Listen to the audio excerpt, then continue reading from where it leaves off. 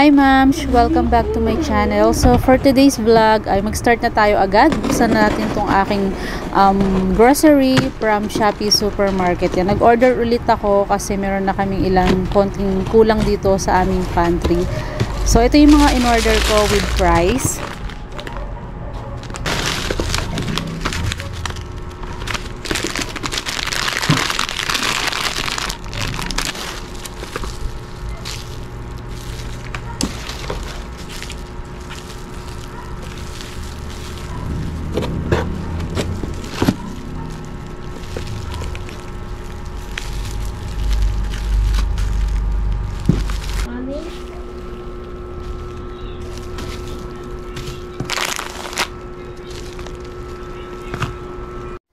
So, after unboxing mga moms, samahan nyo naman ulit ako dito sa aming pantry. So, meron akong naisip na gawin ditong DIY.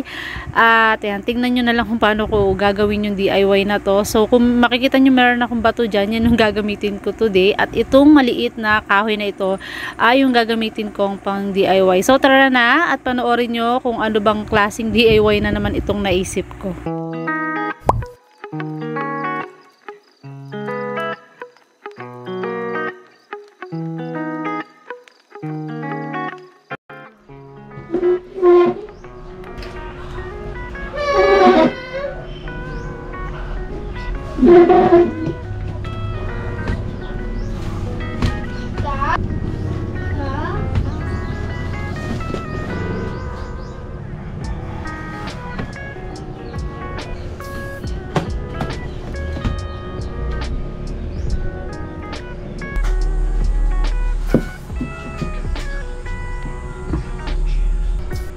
Kung makikita nyo mga moms, ayan, nakapagpako na ako ng 3 layer ng small wood. Yan yung gagamitin ko as a slider nitong mga organizer ko. Ayan, para mas maximize ko yung space dahil nga maliit lang tong aming pantry.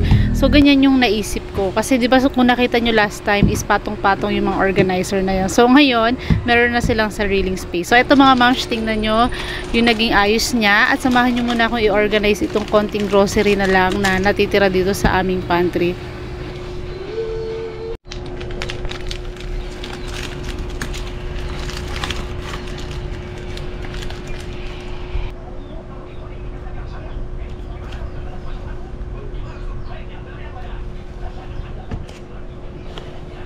So, ito na mga moms at naayos ko na yan. Meron pa kaming konting grocery dito. So, sa totoo lang mga moms, yung pantry na to is minsan lang ito mapuno. Kasi once na mapuno ito, after 2 days is wala na agad laman. So, ganyan talaga kapag may kids, yung pantry mo is hindi pang display, kundi talagang pang stock na araw-araw ay uubusin nila.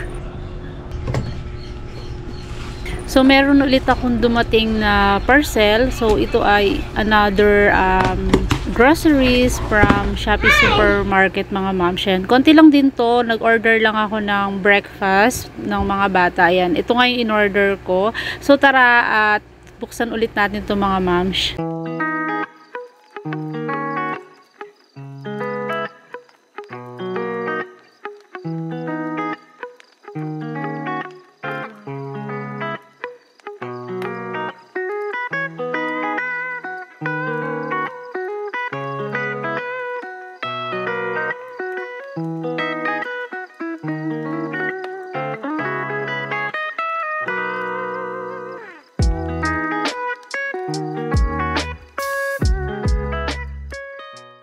So, bumili nga pala ako mga moms ng 1 kilong syrup powder. Yan, kasi marami pa naman laman yung container ko. So, pandagdag lang.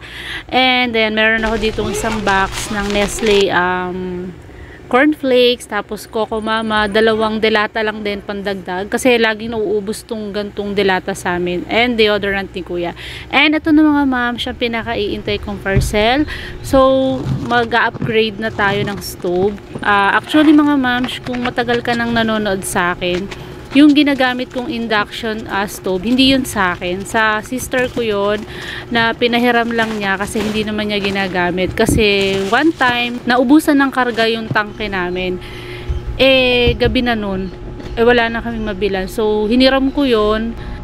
Then, nagustuhan ko naman siyang gamitin. So, sabi nga ng sister ko, hindi pa naman niya gagamitin. So, kaya pinahiram muna niya sa akin para magamit ko. So kasi kaya ko din gusto yung induction, hindi siya mainit sa pakiramdam kapag nagluluto. Hindi kamukha nung totoong apoy or kalan, mainit. So pero may kalan ako, 1 burner, pero hindi ko na rin siya ginagamit. In case of emergency na lang na wala talagang kuryente, siguro saka ko gagamitin dahil meron pa namang karga yung tangke namin dito na nakatago.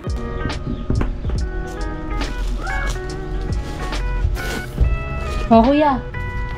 Look.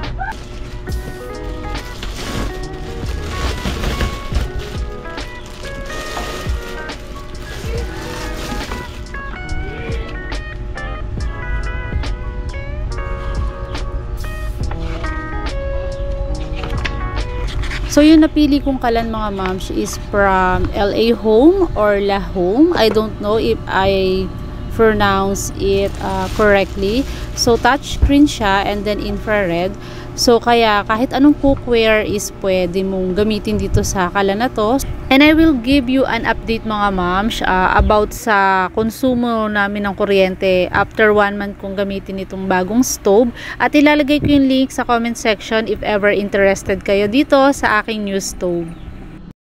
After unboxing mga moms, tara at samahan nyo naman akong iayos na dito yung bagong stove dahil excited na rin akong subukan ito.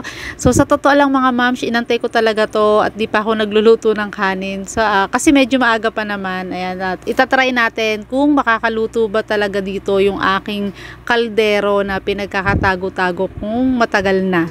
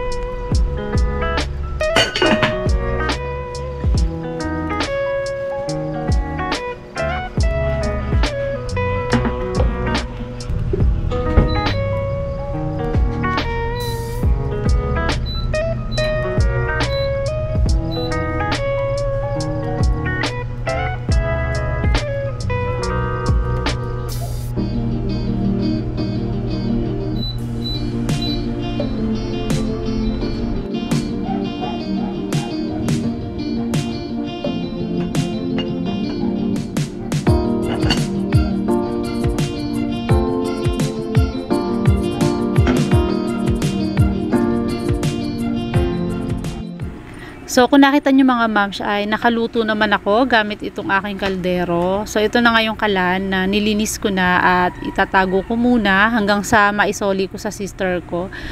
So ito yung ating bagong kalan. So ang gagawin ko ngayon ay mag-aayos ako dito. Titingnan ko kung paano ko ba i-organize kasi medyo naging crowded na naman itong countertop ko. Ayoko kasi ng crowded na countertop. So before anything else, liligpitin ko muna itong mga dishes na hinugasan ko. At after nyan ay magre-refill ako ng ilang snacks dito. Yung in-order ko kanina. Marami na rin akong container na walang laman dito. Tara na at mag-start na tayo dahil medyo gabi na ng mga time na yan. Mga about 10 PM na yan mga moms. At kailangan na naming matulog dahil may pasok pa kinabukasan.